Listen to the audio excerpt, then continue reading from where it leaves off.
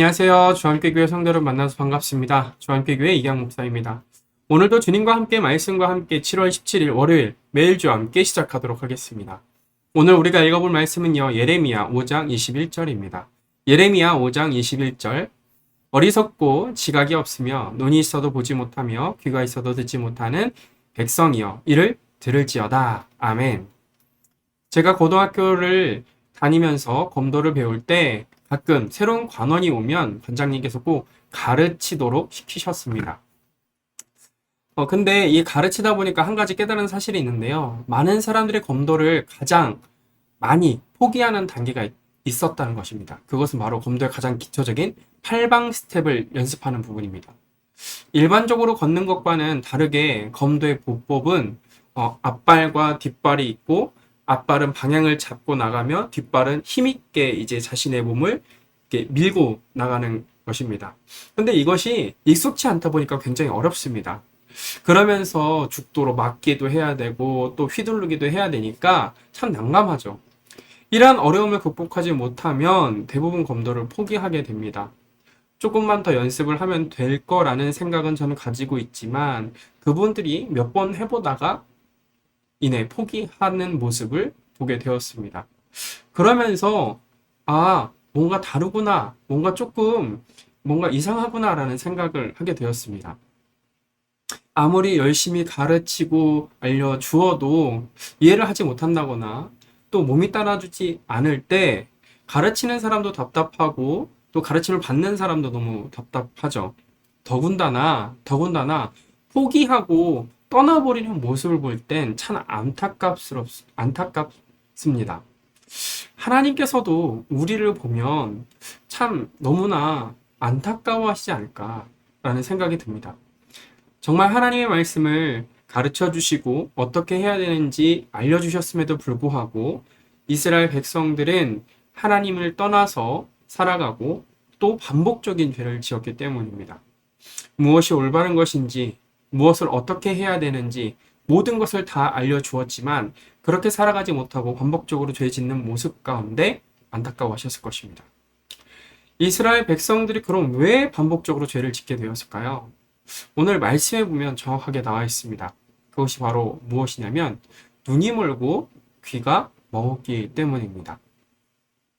그렇다면 우리는 어떻게 하면 하나님 앞에서 죄 짓지 않고 살아갈 수 있을지 오늘 말씀을 통해서 조금 살펴보도록 하겠습니다. 아까 전에도 제가 언급하였듯이 이스라엘 백성들의 지금 상태를 한 번에 볼 수 있는 것은 바로 어리석고 지각이 없으며 라는 이 표현입니다. 이 표현 가운데 우리가 주목해 봐야 될 것은 이스라엘 백성들이 왜 어리석게 되었고 지각이 없게 되었느냐 하는 부분입니다. 눈이 있어도 볼 수 없고 귀가 있어도 들을 수 없는 상태로 빠져버렸기 때문입니다. 중요한 감각기관의 모든 능력이 상실되었거나 마비되어서 외부로부터 전달되어 오는 것들을 전혀 받아들일 수 없는 상태가 되어서 그들은 어리석게 되었고 지각을 잃어버리게 되었습니다. 그런데 더 안타까운 건 예레미야 선지자는 듣지도 보지도 못하는 이스라엘 백성들에게 하나님의 말씀을 외쳐야 하는 사명을 감당해야 했습니다. 그런데 이 모습이요 대략 100년 전에 이사야의 모습과 너무나도 유사하다라는 겁니다. 이사야 6장 8절에서 9절입니다. 내가 또 주의 목소리를 들으니 주께서 이르시되 내가 누구를 보내며 누가 우리를 위하여 갈꼬 하시니 그때 내가 이르되 내가 여기 있나이다 나를 보내소서 하였더니 여호와께서 이르시되 가서 이 백성에게 이르기를 너희가 듣기는 들어도 깨닫지 못할 것이요 보기는 보아도 알지 못하리라 하여. 여기서 우리가 한 가지 알 수 있는 사실은요, 예레미야 시대 그 이사야 시대 약 100년간의 간격이 있지만 인간의 죄는요 계속 반복된다라는 것이죠. 그럼 우린 다를까요? 아니요. 우리도 역시 마찬가지인 것 같습니다.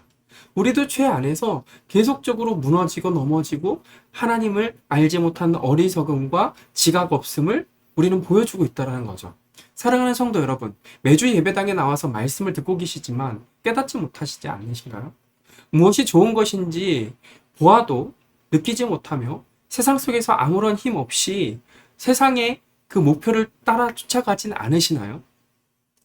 이것이 바로 우리의 모습인 것 같습니다.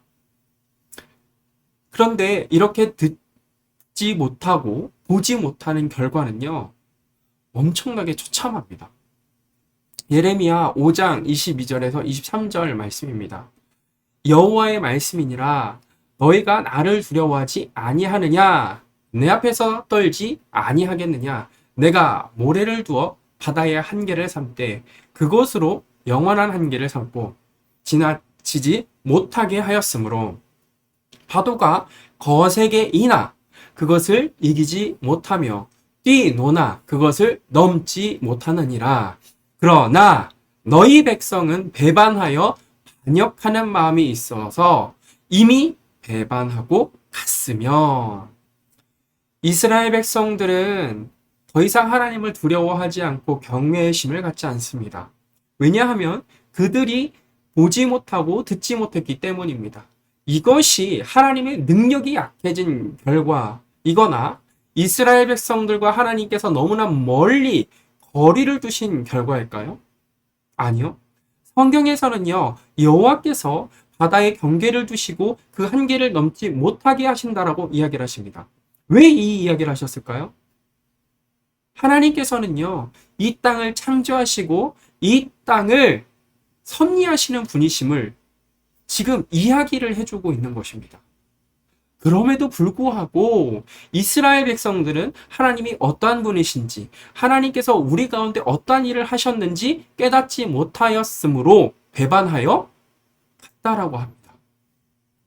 그뿐일까요? 아니요. 이스라엘 백성들의 타락, 이 죄는요, 더 심해집니다. 예레미야 5장 24절에서 25절 말씀 보면 또 너희 마음으로 우리에게 이른 비와 늦은 비를 때를 따라 주시며 우리를 위하여 추수 기한을 정하시는 우리 하나님 여호와를 경외하자 말하지도 아니하니 너희 허물이 이러한 일들을 물리쳤고 너희 죄가 너희로부터 좋은 것을 막았느니라. 아멘. 하나님께서는 이스라엘 백성들에게 이른 비와 늦은 비를 때에 따라서 주셨습니다. 여기서 말하는 이른 비와 늦은 비는 이스라엘 땅에서 작물들이 뿌리 내리고 결실을 맺기 위해서 필수적으로 필요한 자양분을 의미합니다. 이른 비가 내리면서 모든 알곡들은 땅에 뿌리를 내립니다. 씨앗들은 뿌리를 내리죠. 그리고 늦은 비가 내리면서 알곡을 맺게 됩니다. 둘 중에 하나라도 내리지 않는다면 결코 농사를 지을 수 없고 추수를 할 수 없게 되는 것이죠. 한마디로 이스라엘 백성들의 삶 속에서 하나님께서는 함께 하시며 그들을 인도하시고 보호하고 계심을 말씀해 주고 계신 것이죠. 그러나 이스라엘 백성들은 하나님께 영광을 돌리지 않습니다. 왜요? 그들이 보지 못하고 듣지 못했기 때문입니다. 오히려 가나안 땅에서 기후를 주관하던 신으로 알려진 이 우상 바알을 숭배하며 여호와 하나님을 잊어버립니다. 그래서 하나님께서는 이스라엘 백성들에게 더 이상 좋은 것, 즉 비를 내리시지 않겠다라고 하시는 겁니다. 이것이 얼마나 처참합니까? 더 안타까운 부분은요, 종교 지도자들의 타락입니다. 예레미야 5장 30절에서 31절. 이 땅에 무섭고 놀라운 일이 있도다. 선지자들은 거짓을 예언하며 제사장들은 자기 권력으로 다스리며 내 백성은 그것을 좋게 여기니 마지막에는 너희가 어찌하려느냐.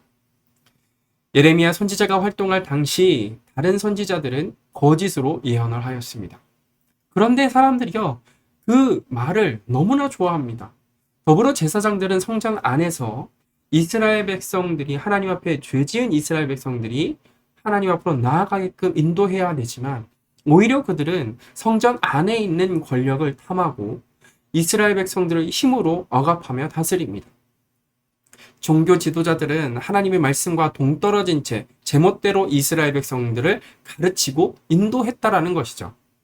그런데 너무나 신기한 것은 이스라엘 백성들이 좋아합니다.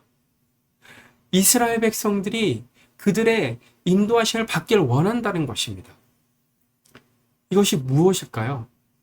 이 둘이요, 서로 한마음 한뜻이라는 것입니다. 하나님과 멀리 떨어져 있는데 이 멀리 떨어져 있는 것을 깨닫지 못하는 것이고요. 더군다나 자신들이 그냥 좋은 것을 누리면 그게 좋은 것이구나. 이게 나에게 많은 것을 주는 것이 좋은 것이구나 라고 살아간다라는 것입니다. 이것이 결국 하나님께로부터 오는 좋은 것을 막아버리는 결과를 가져오게 되었습니다. 사랑하는 성도 여러분, 우리 자신을 한번 점검해 보셨으면 좋겠습니다.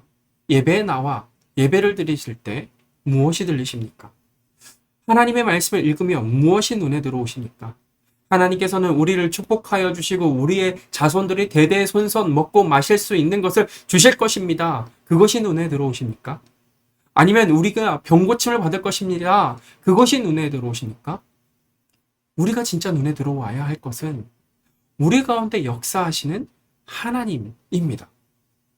우리의 삶 가운데 이른 비와 늦은 비를 내리시고 곡식을 거두시는 그 시기를 정해주시고 그것을 거둘 수 있도록 인도해 주시는 그 하나님의 은혜, 그리고 그 모든 것을 경험했을 때 정말 하나님께 영광 돌릴 수 있는 그 마음을 가지고 계십니까? 이 모든 것을 경험했음에도 불구하고 우리 마음 가운데 하나님을 향한 감사가 없다면 우리는 점검해 봐야 합니다. 이스라엘 백성들의 악함은 하나님께로부터 나오는 것, 즉 좋은 것을 누리지 못하고 하나님께 영광 돌리지 못한 것입니다.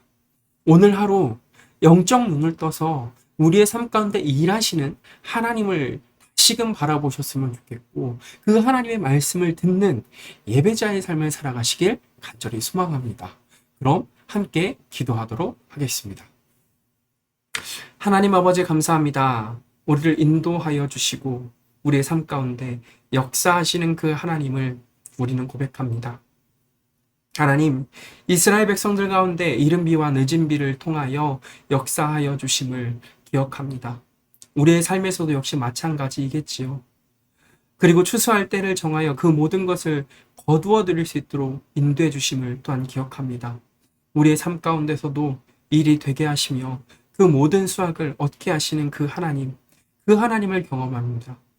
그럼에도 불구하고 우리가 경계해야 할 것, 이 모든 것이 하나님께서 우리에게 허락하여 주신 것을 깨닫고 하나님께 영광을 돌려야 하지만 우리 마음 가운데 눈을 가리고 귀를 가리는 것들이 있습니다. 그것이 욕망이고 그것이 죄임을 알고 있음에도 불구하고 우리는 거짓된 것을 쫓아 살아가진 않습니까?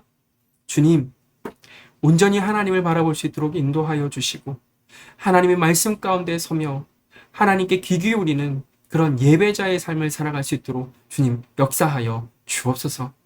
그리하실 예수님의 이름으로 기도합니다. 아멘. 오늘 하루도 예배자의 삶을 살아가시며 하나님께 영광 돌리시길 간절히 기도합니다. 그럼 함께 기도하도록 하겠습니다.